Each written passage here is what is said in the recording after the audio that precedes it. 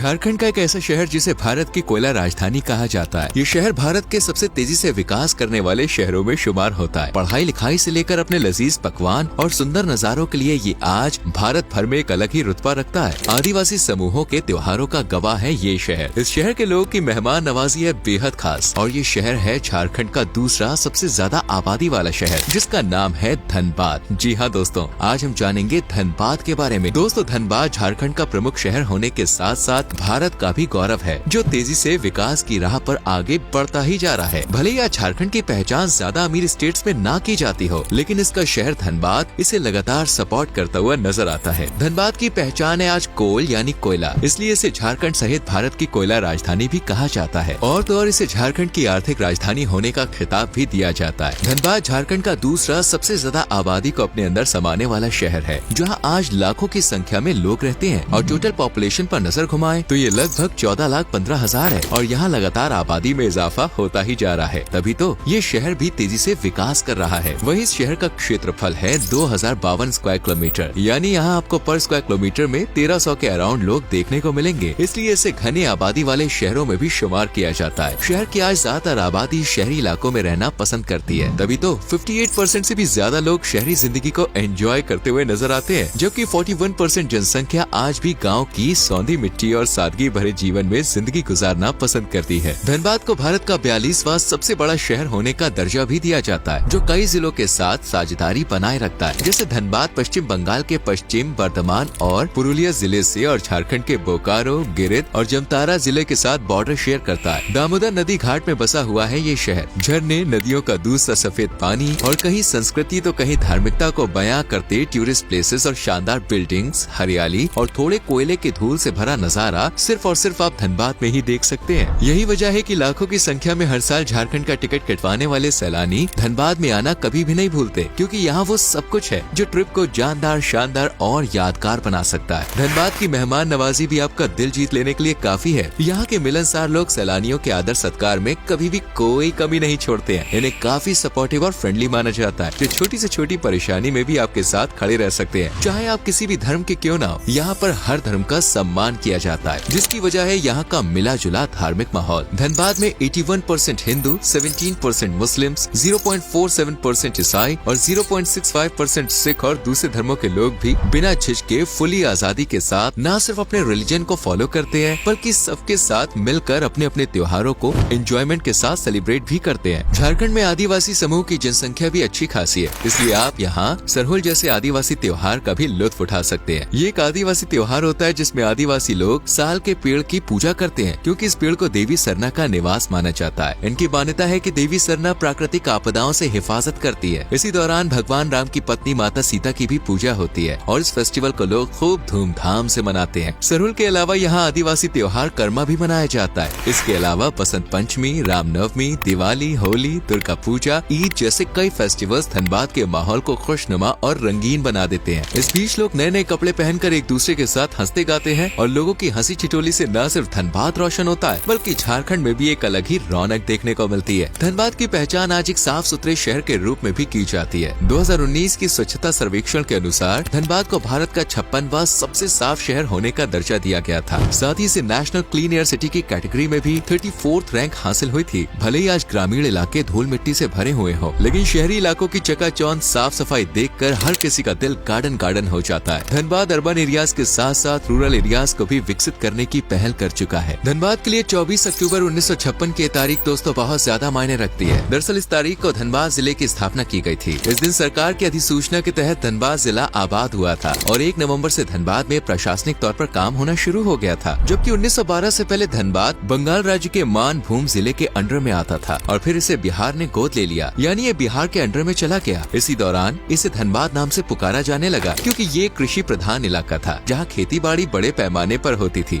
लेकिन वक्त बदलने के साथ इसका नाम धनबाद से बदल के हो गया धनबाद और आज तक यही नाम इसकी पहचान बना हुआ है। धनबाद नाम को कुछ लोग धन से आबाद से भी जोड़कर देखते हैं और कुछ वक्त में ये बात सच भी साबित हो सकती है। इस शहर में आज कोयला व्यापार इतने बड़े लेवल पर होता है कि इसे आज झारखंड का औद्योगिक केंद्र के रूप में भी जाना जाता है। भारत की कोयला राजधानी होने का दर्जा पाने वाले धनबाद में आज लगभग 112 कोयला खदानें हैं, जिनका टोटल प्रोडक्शन 27.5 मिलियन टन है और कोयला व्यापार से धनबाद को हर साल 700 करोड़ की इनकम होती है। धनबाद की इनकम आज mining, utilities, retail, IT and cement industry से जनरेट होती है और यही सब सेक्टर्स मिलकर धनबाद को झारखंड की सबसे बड़ी इकोनॉमीज में से एक बनाते हैं, जो कि इकोनॉमी के मामले में इसे पूरे भारत में 33वीं रैंक हासिल हुई है। इसी तरह धनबाद पढ़ाई लिखाई में भी झारखंड का नाम खूब रोशन कर रहा है। धनबाद पूर्वी भारत की शिक्षा का एक प्रमुख केंद्र बनकर सामने आया है, जहाँ आज स्टूडेंट्स को अच्छी से अच्छी एजुकेशन प्रोवाइड कराई जाती है। यहाँ ज्यादातर स्कूल CBSE, ICSE और राज्य बोर्ड के हैं। यहाँ टॉप स्कूल्स में आदर्श श्रमिक उच्च विद्यालय, अग्रसेन सरस्वती विद्या मंदिर स्कूल जैसे कई शिक्षा के मंदिर हैं, जहाँ बच्चों को शिक्षा का प्रसाद दिया जाता है ताकि बच्चों का आने वाला कल आज से भी बेहतर और उज्जवल हो।